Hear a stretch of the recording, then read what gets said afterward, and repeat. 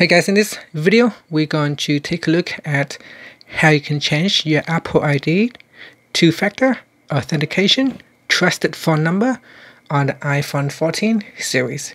First, let's go back to the home screen by swiping up at the bottom of the screen. And on the home screen, tap on Settings. In Settings, tap on your Apple ID at the top. Then tap on Password and Security. Next, in here, go down to the trusted phone number and tap on the Edit button. Next, tap on Add a trusted phone number. Now, don't try to delete that because it will not let you delete it until you add in another number. So if you do that, it will ask you to remove the old number before you can add in a new one. So here, it will ask you to put in a different phone number.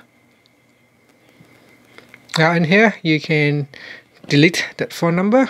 And then we're going to put in a new phone number. So I'm going to put in a new phone number.